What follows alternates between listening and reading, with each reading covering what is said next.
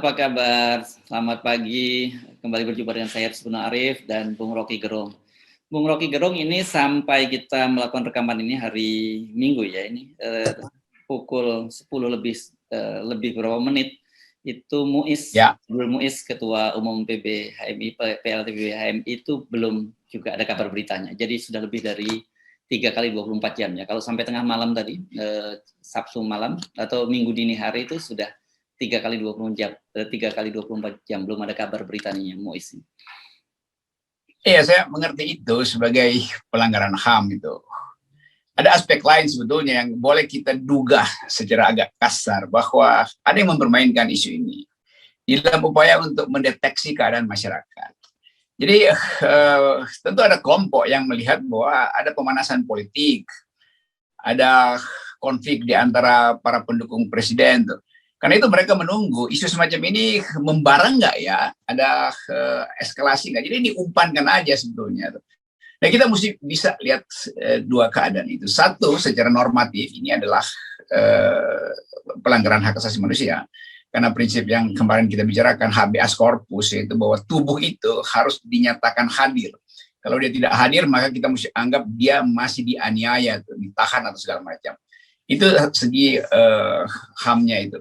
Tapi segi gimmick politik, ini kelompok yang lagi menguji misalnya ketegangan antara Presiden Jokowi dan Ketua Partai PDIP Megawati yang ada sekarang di dalam suhu di atas 43 derajat. Dan itu memanas tuh. Jadi semua ini kita mesti baca juga sebagai persiapan untuk saling mengintai potensi pembusukan di istana dan potensi social unrest di masyarakat. Jadi udah kita tunggu lagi bagaimana kekuasaan itu mencoba untuk memanipulasi berita-berita pemburukan ekonomi, berita-berita pemburukan kesehatan. Karena itu di akhir pekan beginian sebetulnya kita bikin refleksi aja tentang tokoh-tokoh yang sedang bersaing, yang sebetulnya mempersaingkan sisa-sisa remah-remah kekuasaan. Dan sambil berebut dengan anjing sebenarnya. Anjing juga kan nunggu di bawah meja tuh. Setelah pesta bubar, anjing-anjing lapar ini tunggu di bawah meja tuh. Jadi itu yang terjadi sebetulnya tuh. Kita senang-senang aja nonton kekacauan ini. Ini baru pertama kali kita senang menonton kekacauan. Karena kita bukan bagian dari itu. Iya. Ini ada anjing, kalau kemarin ada nyebut anjing bulldog, saya kira ada anjing kampung juga gitu yang menggonggong ya kalau ada tuannya yang diganggu gitu ya. Oh, banyak sekarang tuh. Saya tiap hari dikirimi WA ada seorang analis yang seolah-olah pemikir tapi sebetulnya dia cuma disuruh-suruh gitu kan. Tiba-tiba memaki-maki saya segala macam. Tapi udahlah kalau anjing menggonggong ya masa kita layani anjing kan kacau juga tuh. Anjing kan sebetulnya binatang yang setia karena diasuh oleh tuannya itu. Dan anjing udah berevolusi sejak 100.000 tahun lalu mendampingi peradaban. Nah tiba-tiba ada anjing-anjing yang justru berbeda dengan peradaban. Jadi sebetulnya bukan anjing, tapi makhluk jadi-jadian yang berupaya jadi anjing, tapi anjing juga menertawakan mereka. Karena anjing itu beradab. Oke.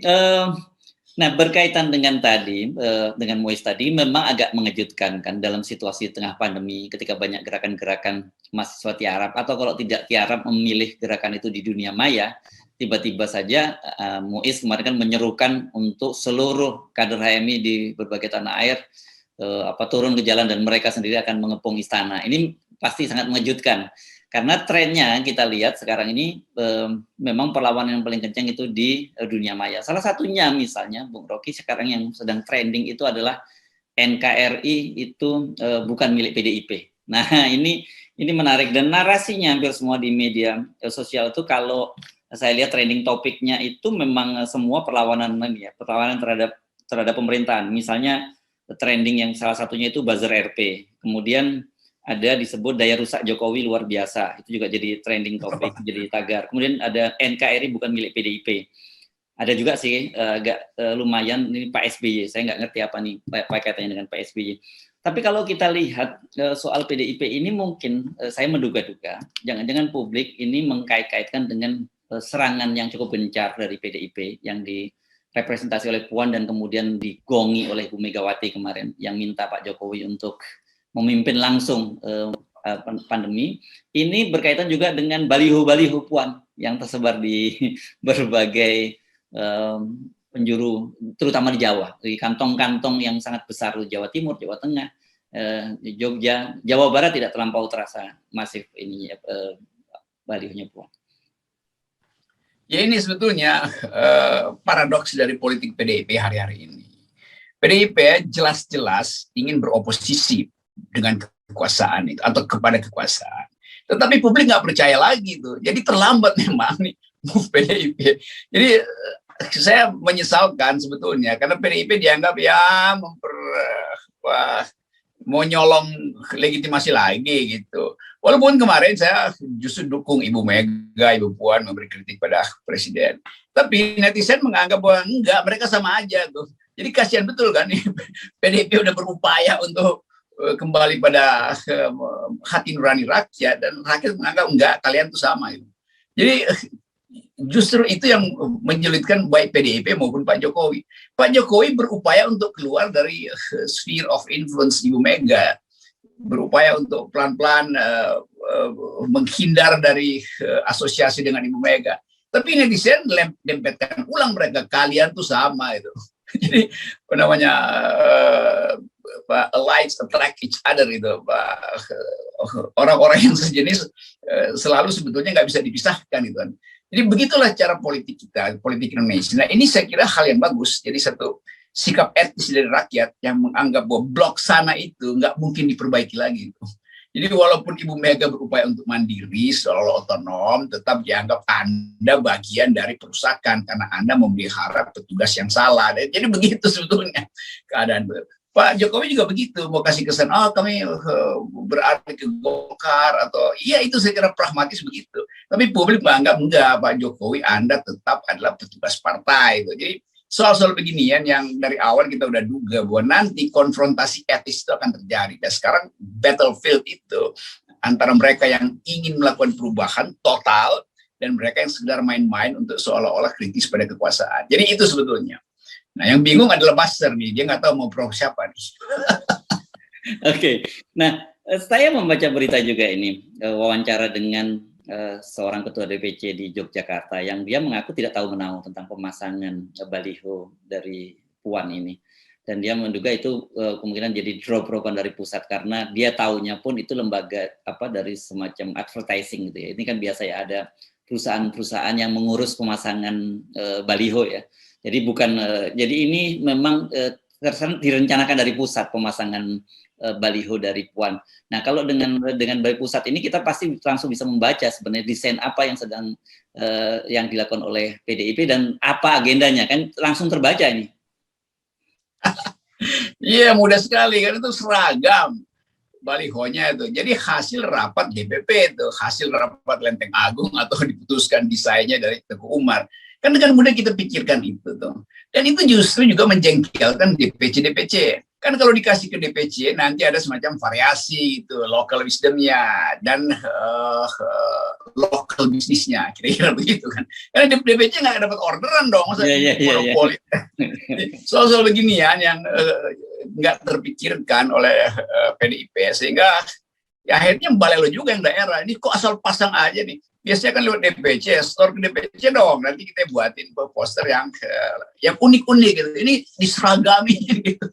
Jadi kelihatannya ada bandar yang berupaya untuk mensponsori itu.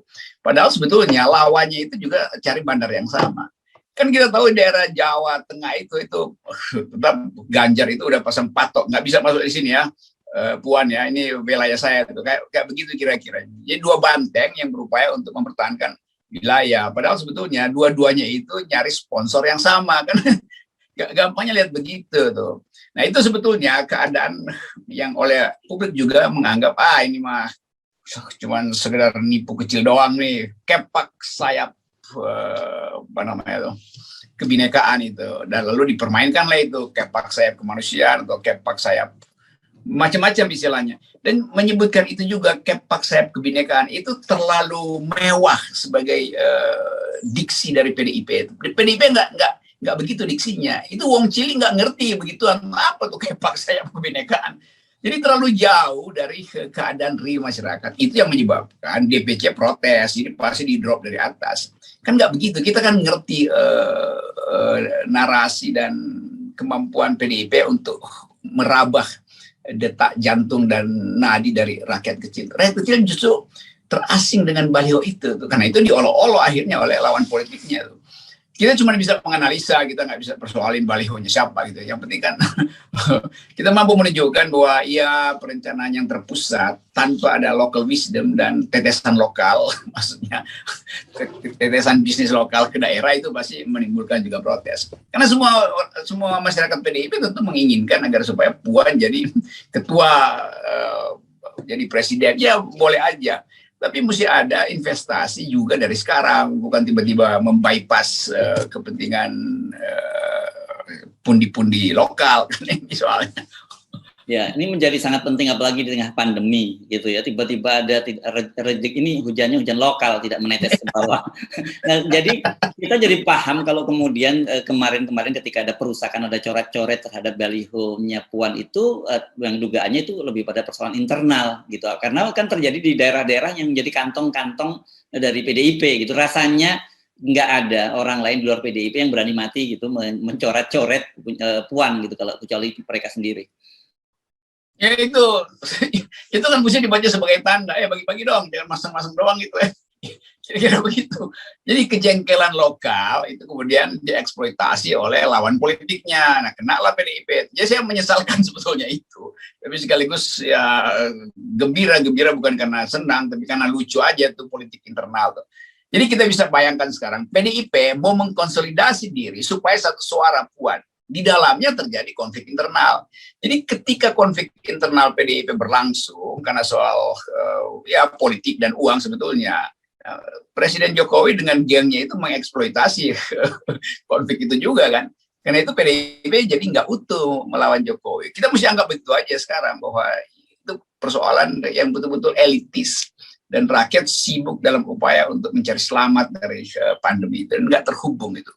Nah, itu yang membuat juga Basar ini kehilangan pendapatan karena selama bos-bosnya berkelahi ini Basar nggak diurus nih, kan itu dia diurus oleh corok-corok ini kan. Oke, saya kira ini sekarang PDIP harus berpikir keras gitu ya, bagaimana mereka membuat strategi komunikasi politik yang baru lagi, karena seperti saya sudah duga juga beberapa kali saya sampaikan kepada Bung Rocky bahwa kelihatannya ada tanda-tanda PDIP mencoba memutus asosiasi gitu ya antara dia dengan Jokowi gitu. Tapi ternyata itu begitu sangat lekat di kalangan publik. Nah ini saya kira penting mereka untuk mulai kembali merumuskan strategi komunikasi politik yang baru. Ya mestinya PDIP ngikut Malaysia gitu, tarik menteri-menterinya tuh. Itu baru terlihat ada oposisi yang otentik. Ya. Kan ini cuma mindahin politik dari minta Mahyudin turun dan minta Jainuddin turun, sama juga kan dari Mahyudin ke Jainuddin. Jadi sebetulnya inspirasinya kan ada dari Malaysia tuh. Itu aja PDIP tertarik kalau masih segan soal menteri, tarik semua komisaris PDIP di BUMN. Ah itu baru rakyat, wah kalau begitu benar nih PDIP nih, dia mau bersama-sama rakyat tuh. Selama komisaris PDIP bertebaran di segala macam BUMN, rakyat nggak percaya. Jadi begitu kira-kira akal sehat publik begitu bekerjanya. Betul. Jadi kalau Malaysia kita lihat kan yang menarik dari kabinet itu adalah partai terbesar, UMNO ya, partai Melayu gitu ya. Jadi kira-kira kita bisa samakan dengan PDIP gitu. Dan kita dan ditariknya menteri-menteri UMNO, kita tinggal kira-kira menghitung hari ini bagaimana pergulatannya nanti awal September kalau nggak salah 6 September itu akan mulai sidang pertama lagi di parlemen. Apakah akan ada penarikan? Nah, mestinya PDIP meniru itu dan dengan cara begitu langsung asosiasi dengan Jokowi langsung terputus kan? Iya, saya kira juga dalam rangka itu. Jadi PDIP nunggu dulu nih apa yang akan terjadi di bulan depan di Perdana Menteri Jainuddin ini. Jainuddin. Mahyudin. Yang sama juga di sini Jainuddin juga. Jadi nasib Mahyudin dan Jainuddin ini seharusnya diparalelkan. Karena publik udah dari awal menganggap wah Indonesia ini bisa ngikutin Malaysia nih. Jadi PDIP kalau mau benar-benar dapat pulih lagi dukungan publik, lakukan politik Jainuddin itu, atau cari inspirasi dari Mahyudin.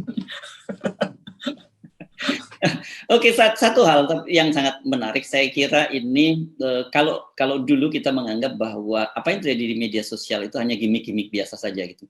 Tapi ternyata sekarang memang semua gerakan-gerakan itu sudah berpindah ke situ, ke dunia maya, dan indikatornya sangat jelas gitu. Apalagi kemudian di tengah pembatasan PPKM seperti sekarang ini. Kita masuk pada era baru, orang tidak lagi melihat fungsi partai gitu. Karena udah dianggap udah passe itu. Jadi orang melihat pertarungan itu jadi trending topik enggak tuh. Dan itu yang sebetulnya jadi kecemasan dari PDIP itu. Karena PDIP balehonya bisa diedit secara digital, lalu orang percaya bahwa terjadi pertarungan politik sebetulnya. Jadi kemampuan publik untuk mengatasi hambatan-hambatan demokrasi bisa diloloskan oleh fasilitas teknologi. Nah, kita tentu menganggap bahwa intelijen juga beroperasi, tapi intelijen kita walaupun udah punya Pegasus itu tetap nggak mampu untuk melawan kecerdasan lokal ya. Mungkin 2-3 anak STM yang lagi praktek digital dia hack aja tuh macam-macam situs kan. Nah, itu sebetulnya intinya bahwa ke depan dalam saya kira 1 bulan ini, apalagi setelah 17 Agustus, kan kita bisa bayangkan ada paskibraka di 17 Agustus, tapi rakyat tidak merasa ada di dalam suasana kemerdekaan. Karena halangan demokrasi ada, karena pers tidak bebas, karena ekonomi tidak tumbuh. Jadi tidak ada, pasti Presiden Jokowi sebagai inspektur upacara masih akan ucapkan, kita harus nasionalisme sama-sama berantas COVID. Nanti ada member itu ngapain sih itu orang ngoceh-ngoceh lagi di situ. Lalu dibikin banner ledek-ledekan, lalu intelijen pusing lagi. Lalu bersiap-siap buat ngintai HMI mana lagi yang mau demo tuh kan begitu tuh. Jadi kekacauan koordinasi ini juga bikin frustrasi kalangan intelijen, kalangan petugas keamanan. Kan mereka juga orang yang paham bahwa memang ada keresahan di publik itu. Jadi disuruh untuk mantau kiri kanan, akhirnya intelijen nggak berfungsi kan. Kalau intelijen berfungsi, dia nggak akan kepung gedung HMI itu kan. Kan fungsi dari informasi intelijen adalah memberitahu, wah itu kecil doang, udah biarin aja tuh. 2 jam juga capek sendiri tuh HMI. Ini dikepung loh. Kan, artinya nggak ada kerjaan intelijen di situ tuh, bolong. Jadi mengalami malaise, mengalami kemalasan juga nih intel ini kan. Kan udah berkali-kali kan, nanti dianggap nanti sama seperti Pak Mahfud ngumpulin intelijen bilang ya silakan aja keluarin aparatur. Karena memang nggak ada datanya bahwa akan ada end game itu kan. Ini sama juga sebetulnya. Ya, ya. Nah, ada yang paradoks saya kira menjelang 17 Agustus itu, pemerintah kan minta agar kita mengibarkan bendera merah putih sejak tanggal 1. Gitu. Tapi yang terjadi justru orang banyak mengibarkan bendera putih di mana-mana kan. Gitu. Yes. Ini kita merayakan ulang tahun di dalam suasana yang terbelah gitu. Antara menghormati inspektur upacara dan mengingat bahwa si inspektur upacara ini dia bahkan menginspeksi kabinetnya sendiri nggak bisa gitu kan. Bagaimana menginspeksi pasukan itu. Kabinetnya kan berantakan itu, setiap kali kita lihat ini menteri sana ngomong lain segala macam. Jadi keadaan psikologi bangsa memang bukan fatalistik sebetulnya, tapi istilahnya anything goes gitu. Apa aja silakan dah, kita nggak mau peduli itu. Kita mau enak-enak aja ngeledek-ngeledek tuh. Nah kalau itu yang udah terjadi, itu artinya kita mengalami mental fatigue, kelelahan mental yang menyebabkan orang tidak punya lagi gairah untuk bernegara. Di situ awal dari failed state. Kita bukan gagal karena nggak punya sumber daya, gagal karena kegairahan berbangsa itu terhalang oleh arogansi elit. Itu sebetulnya dalil kita hari ini. Oke, Bung Rocky, kita mesti mengakhiri dulu perbincangan ini sambil terus mengamati dan juga menunggu kabar dari Muiz ya. Kita berharap mudah-mudahan hanya menghilang karena dia menghindari aparat keamanan gitu saja, bukan karena dia hilang karena dia ditahan oleh aparat keamanan, tapi sampai sekarang memang belum ada pernyataan resmi tentang status hukum dari Muiz ini. Ya, harusnya apapun yang terjadi, aparat keamanan harus kasih konferensi pers bahwa kami sedang mencari paling tidak. Karena mereka yang menyebabkan Muiz itu menghilang. Peristiwa itu kan terjadi ketika diketahui bahwa ada gerakan aparat untuk mengepung kantor HMI. Jadi itu reaksi itu reaksi seorang aktivis saja merasa oke, saya terancam. Mungkin dia menghilang karena terancam, atau mungkin memang ada kelompok lain yang memanfaatkan keterhilangan itu tuh. Tapi tetap kita tunggu kejelasan justru harus diberikan oleh aparat, oleh kepolisian. Ya, baik. Oke. Bye. Ya, salam akal sehat di akhir pekan.